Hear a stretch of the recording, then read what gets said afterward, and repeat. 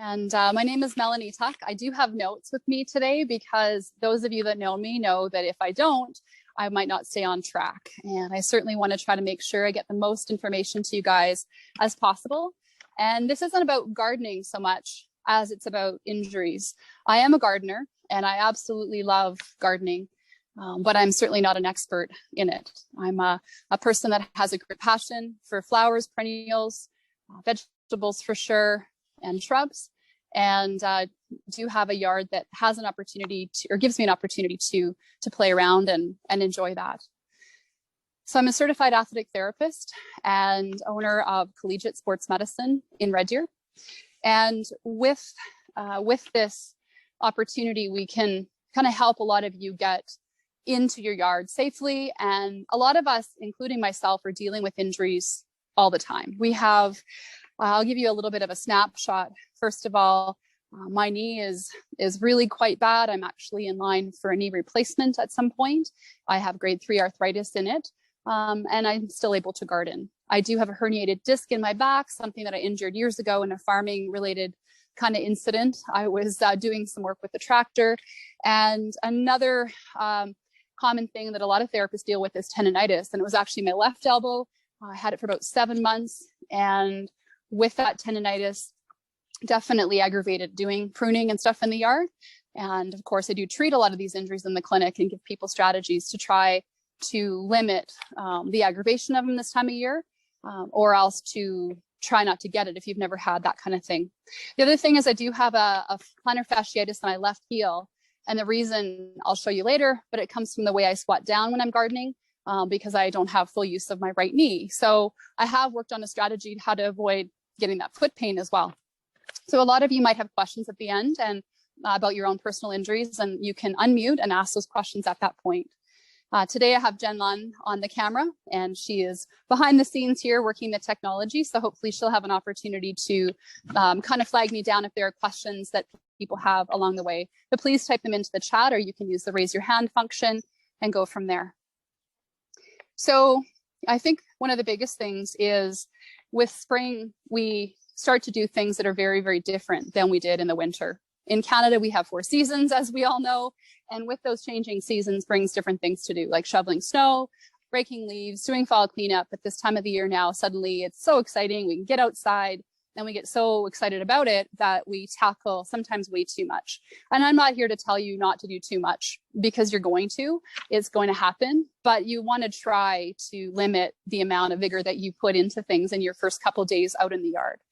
So basically it's an increase in workload maybe from what you were doing the last couple of weeks, but it's also a change to what you've been doing. And it can be really, really hard on your body. And I don't need to tell you the long list of things you have to do. You know them mentally. Some of you live on farms, some of you are acreages, and others live maybe in an apartment that has some flower boxes out on the deck. Either way, there are new jobs, there's windows to clean, all that kind of good stuff. So the other thing that happens with injuries is we find that there's an urgency that comes with the changing the seasons. All of a sudden we see it's going to snow, and so we have to run out and cover things and put things away. Other days, it's like forecasted to be one nice day in 2 weeks. And so we want to get everything done that day because we don't want to be outside, you know, when it's windy and gross. So we do have this sense of urgency based on how the weather treats us. And I think, you know, we can still try to be smart with some of the other strategies that I have. So obviously trying to keep you from getting new injuries, but also trying to help you to know that just because you have injuries doesn't mean you have to ignore your garden. In fact, it can give you great joy. And with that great joy gives you a lift in your mental health. And we know how much connected the physical and mental pieces of us are. And so how important it is to do things that you love. So I think remembering that as you get into your season, have your priorities. You might have them in your head or you might have them written down. But when you have that nice break in weather, just try not to check off all the things that you need to do that one day. Try just to get the priorities done. So today, I'm kind of circling back on a blog that I wrote. It had kind of the 5 top things to do, you know, to avoid injury. Today, I'm going to go through 15 and kind of highlight some of the other ones that I did put in the blog, but really not going to chat about those other ones too much. So I'm going to start off with warming up. Now, one of the things that I noticed, I'm just going to stand up here, take some water because it's really good for me. And I'm going to kind of let you kind of see one of the things. Like, there's a lot of blogs and therapists out there that'll talk about, you know, jumping jacks and bending and doing different things to try to get ready to garden. You know, I can tell people that all day long, and often I find, you know, they're not going to do their 5 minutes of cardio. But one of the things that I do recommend is that if you've had a way, there's a way that you can warm up in your practical world. Let's say you have a dog and you have to take it for a walk at some point. Why not use that as your warm up? Or maybe you want to do a little yoga stretch session sometime in the day anyways. You could do that right before you're gardening. But what I would ask is that you don't do intense exercise before you garden, because if you fatigue yourself by having done exhaustive exercise, then your body is tired. And then you go to do heavy kind of repetitive work in the yard, and now you're actually prone to injury. So you don't want to do exhaustive exercise, but certainly doing something to warm up. One of the other things that I always get people to do is a stand and extend exercise. You see dogs do it and cats do it, you know, they kind of stretch and stuff when they get up from asleep. And if we've been in the house and all of a sudden we're first thing in the morning, we want to go garden, at least at the very little or the very least, you'll want to go ahead and here, I'll just kind of move this way. You'll want to go ahead and kind of get into a kind of upright position, hands on your low back, and then just kind of back a couple times and stretch. It helps to centralize the discs in your low back and get them primed for motion. A lot of times people are in a forward bent over position, kind of sitting on the couch or, you know, drinking coffee and eating breakfast in the morning. And it's that kind of forward position that can get us in trouble, or we're curled up, sleeping, that kind of stuff. So yeah, get into a couple stand and extend exercises. Very, very valuable in terms of getting your back primed. The other thing that you'll want to do is start slow and take it easy. In other words, if you haven't gone for like a pretty good, you know, warm up before you're out to garden, is just, you know, do some nice little easy things to start with. So you might go and, you know, get out your gardening tools and, you know, do a few little easy tasks, but just remember to go easy. You're not going to lift that big planter right off the bat. Okay. Number one was warm up first. So try to get something done. Worst case scenario, stand and extend. Number two is, how long should I garden? So if it was ideal and you had every day in the year to garden, then I would tell you, you know, 15, 20 minutes on your first day out. But worst case scenario, you do 15 minutes and then maybe you take a bit of a break, and then you add 15 minutes every day at the absolute most. In other words, if you do 15 minutes today, 30 minutes tomorrow, 45 minutes the next day, suddenly you're actually doing quite a bit of yard work. And that's definitely a good progression. It might even be a little bit too much for a lot of you. So just be really careful with how long you stay out in your first couple of days. Number three is wearing appropriate clothing. So you can kind of see I have like a stretchy jacket on, and I have some stretchy pants on. If you look at my feet, they're basically rubber boots, but they are muck boots. But inside them, I have an orthotic, a custom orthotic, but you can get something like a sole or power step insert, something to kind of protect your feet. A lot of people go out in the yard, they throw their flip-flops on and they garden, and they're kind of, you know, bending down and squatting and doing all these things. Your feet take a lot of toll there. Your feet take a toll. And so definitely put something in there to support them. A lot of times I'll wear running shoes with my arch supports in, and that's a great option as well. So other things for appropriate clothing, sunglasses. Again, you get outside, you think, oh, I'm just outside in the yard. You don't think of it as like a canoe trip or something, but you want to protect your eyes. And even when the sun is not bright, I'm going to set these down just so you can kind of see me, but even when the sun's not bright, it can cause an issue. Now, I'm not an eye doctor, so that's just an obvious tip, like sunscreen and bug spray and all that good stuff. One of the things that I do recommend, as you can imagine, is to wear gloves. And I have seen a couple injuries, one in particular, where a lady was gardening and got like a thorn or something in underneath her fingernail and got an infection and didn't think anything of it, but ended up having to have a minor surgery on there. And so again, that's an extreme example, but try to just protect your hands, because you don't want to be out of commission for something so silly as a thorn underneath your fingernail that goes sideways. And of course, a hat. Now, one of the things you can do is, if you're outside and you have the option to work in the front of the house and the back of the house, and this is the sunny side and it's a hot day, obviously I have stuff I can do on the shady side. So maybe go to the shady side if it's a super hot day and work there, and then allow the sun to chase you around the house or the yard so that you're in the shade as much as possible. It can take its toll in terms of cramping and extra fatigue. And then of course, you know, the other issues with sunstroke. I don't mean that you're actually gonna, you know, stay out that long and be silly, but you want to try to take care of yourself. The next thing is you want to try to put your work at the height of your body. And so a lot of times people will find that, you know, a raised flower garden is a good idea. Other times you have no choice. The plants or whatever are down low. And so what I'd recommend is, first of all, if you're working down low, you want to make sure and kind of get, well, you don't want to be bending and stooping. And so if I'm at this level here and I'm needing to kind of get at these weeds or whatever it is, I can obviously bend down if it's something really quick and simple and keep my back flat. So the whole idea of a flat back is that it's hinging from the hips and using your hamstrings and glutes to do the work. A lot of times people will kind of bend over and round their back to get stuff out of the garden. And then from there, they might be even holding something and then they kind of stand up, and that puts a lot of load, not only on the discs, but on the muscles as well. And so if you are going to just do a few things, that's fine to be bending. So a bend down is actually intended to be a straight leg bend, like you're doing a deadlift, with your knees straight, with a tiny bit of bend, and then bring the hips down so that you're actually able to work. And if you can't reach the ground, don't round your back to do it, bend your knees to do it. So it's kind of a tabletop position with kind of your butt stuck out. And so, you know, you can do work down here, but then I always recommend that people give themselves a bit of a help on the way up using their arms.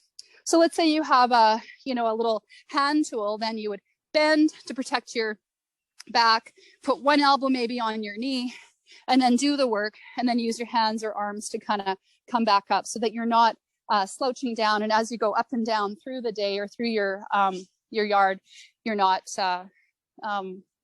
rounding. Sorry, I just lost my microphone. It's not actually the microphone, it's just a part of it.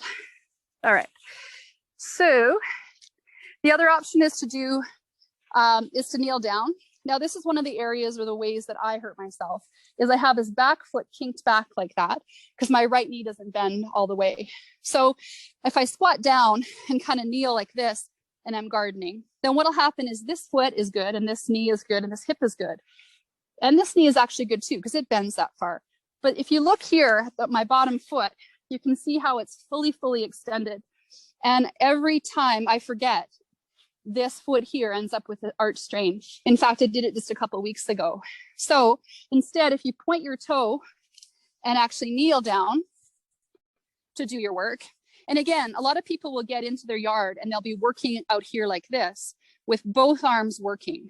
And this is a lot of work and a lot of load on the low back. So what we want ideally is to always have one hand either in contact with the ground, especially if you already have a bad back, or on one of your thighs as you're working. Now, if you need to go out with two hands to do something, first of all, you can move closer so it's easier on you, or again, try to have one hand down as you do it, or ensure that you're breathing and really flat through the back as you grab stuff that's far away from you. So in general, kind of as I have mentioned with all these injuries, I very rarely will go and do stuff. Like if I'm going to pick up these raspberries, put my gloves on so I don't get a thorn under my nail. No. If I go to pick up these raspberries, then I'll do it automatically. The butt will be out and down I go. Now, one of the biggest things that you'll also look at is the way the shoulders grab. You're not going to reach forward with rounded shoulders. You want to kind of set your shoulders, and then you want to kind of reach with your arms moving, not your shoulder blades moving. So as you go to do stuff, again, your knees are bending, sticking your butt out, kind of, and away you go. Now I need my notes because I'm getting off track, pretty sure. I'd like to maybe stop and just ask Jen on the camera here, are there any questions going on at all so far? Is there a way to tell? Okay, we're good to go. All right, make sure if you do have any questions that you throw them in the chat, and then we can get at them later. So basically you want to try to bring your work up to the level of where you are. So if your arms and your head is here, then that's where you want to work. So if you're potting plants, put them up on a table someplace, bring your soil and everything up high. I've got my wheelbarrow that often has everything under the sun in it. It's a very important tool, and I'm going to talk about tools next. So basically, you want to try to find things that have an ergonomic handle, and you want to have larger grips, and you want to have, so longer handles, larger grips. So this is a fairly classic wooden grip. So the smaller the grip, the more your hand has to kind of close around that. So a little bit more effort. So if you can get stuff that has a larger handle, maybe it has a knob to help to control the tool, that's really helpful. And you can see the difference here as well. Like this rake is a really nice wide handle. And sometimes people can take and wrap foam or different things around the handles to try to make them a little bit easier to manage, especially if you already have injuries. You also have handles that have, you know, a handle on them. Again, it's easier to navigate and whatnot. You want to make sure that the blades are sharp. So if it's a pruning tool, it might seem simple, but again, the amount of tendonitis that we treat in the clinic this time of year is astronomical. And so why, like this set of pruners is the same weight virtually. This one might be a little bit lighter. And so you do want to consider the weight of actually the item as well. So you want sharp blades. You want to pick something that's actually well made, but not overly heavy, because again, it's something that you have to pick up and hold. So kind of making sure that you've done your homework in terms of picking out good tools and getting a way to sharpen them. Ergonomic handles, like on a shovel. Again, this one here has a wider grip. I do have ones that are simple. They're more rounded. They're not as easy to hold and spin. So you have to use more grip in order to keep them from spinning in your hand. A wheelbarrow, I already mentioned, this is a really old wheelbarrow, but again, it allows you to move things around the yard. A wheelbarrow will lessen the amount of trips that you need to make back and forth to the garden shed, and it allows you to kind of have things at waist height. I mean, there's a whole bunch of really good reasons for it. So those are a couple quick little things. In terms of raised beds, I already mentioned that, but it is just kind of a growing higher or growing up, I guess, as you will. And you can see, I know this is really exciting. My lettuce is up. I've got 3 or 4 peas up. My potatoes are starting. Just kidding. We don't need to go through all that. Anyhow, so yeah, looking at the next point, which is bending from the hip. We're now at point number 8. So we're doing awesome. So I mentioned that when you go to bend, that you have to kind of do it through the hip. And a lot of people will feel that's really weird because it's like the butt is stuck out. But the power lifters are the ones that teach us how to do the heavy lifting the best. A power lifter lifts the most weight competitively. And we study them and the way that they're formed is, I guess, well, first of all, it's the most optimal because they're lifting the heaviest weight. And if they do it wrong, they're going to hurt themselves with a single lift. So you want to lift everything as though you're a power lifter. And if you can do that, then you'll avoid injury. Now, the worst things are the small things. Like if there's a little stick down here on the ground and I just kind of went like this and grabbed it. That's the kind of injuries we see in the clinic. They're actually the things where people were lifting something really little because they weren't primed and they weren't thinking. And so what you want to do is you want to make sure you kind of see the thing on the ground. You know, the dog had a toy. I go to bend down. I have my hand on my thigh. I grab it and I do it just the same exact way that I would a really, really heavy item. So you want to really start to do that. So again, when you get down into a bend, if your hamstrings aren't long enough to get down to the ground, then the only way to do it without bending is to bend your knees a little bit to get lower. And so it's really, really important that you move through that kind of position. So again, you hinge from the hips as though you're doing a straight leg bend. And then from there, I still can't reach the ground. So then my only option is to bend the knees. So if you have an issue where your knee doesn't work or your back is too sore or different things, you can let us know. We can kind of help to strategize exactly how we can get you bending. The other thing is the twisting pulling. And so what we have is winter is the worst for twisting pulling things, which basically means we'll see people shoveling snow and they shovel and then they twist and throw it off to the side. So shoveling and raking and vacuuming and everything are going to fall into the same category in terms of how to. So you want to move the shovel, or in this case, the rake, in the same direction as your body is facing. And you want to move your body in the same direction that you're pulling the rake. Okay. So in other words, if I reach over here, I've just twisted away from kind of the way I'm facing. And I might hurt my, who knows what, my back even. So basically, your body is going to be moving and you're facing and your feet are facing, especially that front foot, the direction that you're reaching and pulling the rake back. Every few times, and I'm going to get to this later, you're going to want to then go ahead and alternate. So I might do 5 or 6. And I don't know. I feel like I do a pretty good job of alternating right to left. A lot of people say, yeah, that sounds great, but I just did my whole yard with the right arm forward, and then I completely forgot until it was too late. But you'll get into the habit of it. It's almost like, think about the gym. You're doing like a row or a pulling exercise, do 10 reps and then go to the other side and do 10 reps there. But very important to try to keep everything very linear. Certainly we're people, so we're going to be moving and twisting, but you need to do it ensuring that your feet are facing that direction as you're taking those steps. Now I'm out of breath. All right. Using support when you're reaching, and I already talked about that a little bit, but basically, even if you have an amazing strong back, if you're going to be reaching for a while and working on something that's maybe way in the back of a flower bed, as an example, I just can't quite get there. Again, use support, put your hand on the edge of it, because you just can't necessarily stay in a sustained position for a long period of time. So that's number 10. We're going to flip the page. All right. Pruner's elbow. A lot of people have issues or have specifically, like I mentioned, come into the clinic with issues of tendonitis from pruning. So now you can prune right and left-handed. Most pruners aren't kind of as specific to sides as scissors are. It is hard. It is something that you need to kind of learn, is using both hands. It's really good for our mind, but it's also really good for, just challenging our dexterity. So try to do that. Number 2 is you want to have a continuous line from your hand through to your elbow. So this whole line through here should be one thing. So a lot of times what people will do, and let's head over to this apple tree because it's dead. Then I'm going to chop a few things off it. And I'll just give you an example. Oh, it's coming back to life. Never mind. I can still do a few.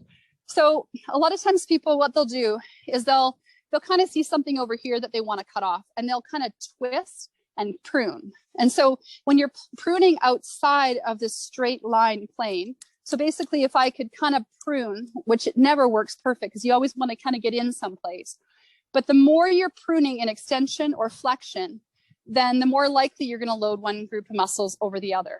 So what you want to do is so if you look at my shoulders, so basically from here, I'm going to go at the tree, set my shoulders back, and then I bring the elbow out to the side to try to create those extra changes in angle with the pruner. Okay. So you don't want to be like always moving like all day or however long you're pruning with that. Again, I already mentioned making sure that your blade is sharp and then take breaks. The other thing is to switch hands. So you'll do a little bit if you start to feel fatigue, switch to the left and back and forth. Okay. I have to go back and get my notes because you know me.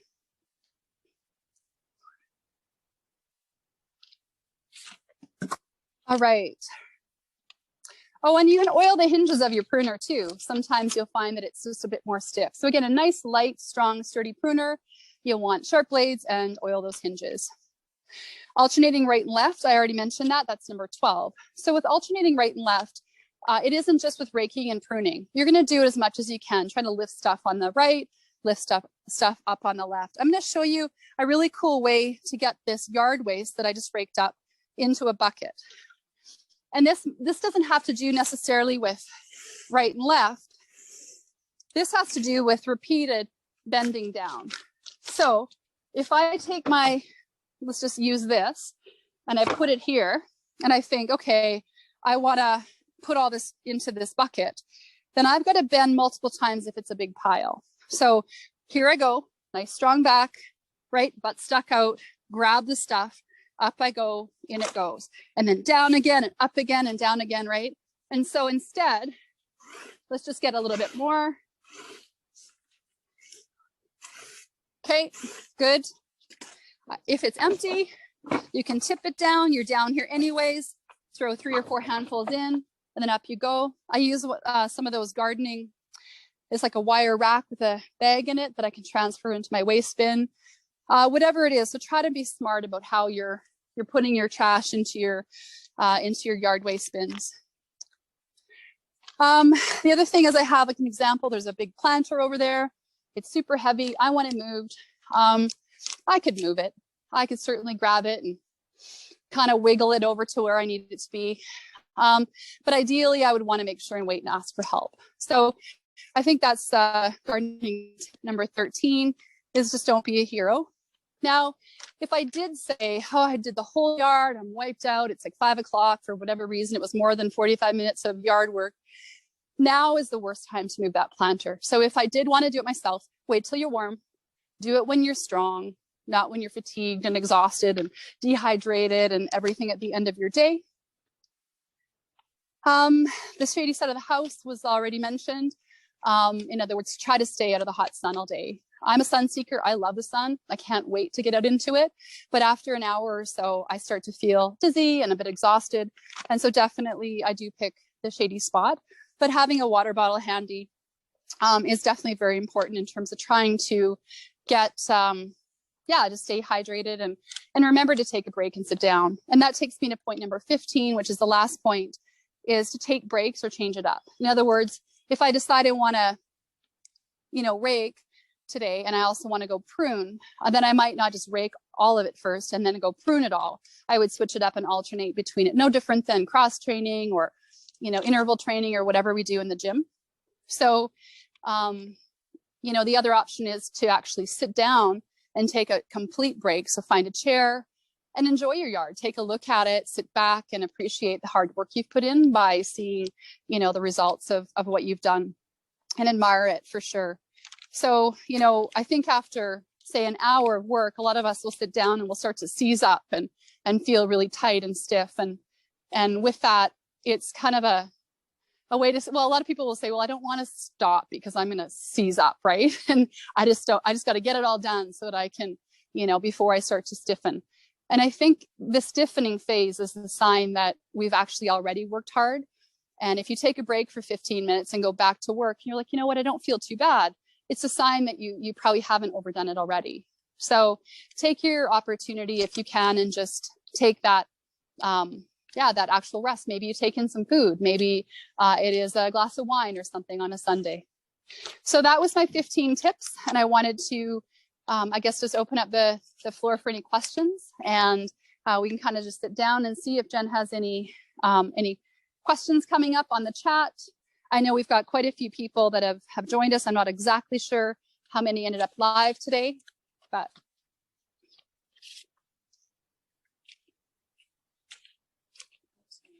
okay. So basically, if you have, it'd be silly for me not to mention that if you have already injured yourself and you're needing a hand, then definitely we'd love to help you with that. Give us a call to the clinic. And basically just have fun and stay safe and happy gardening.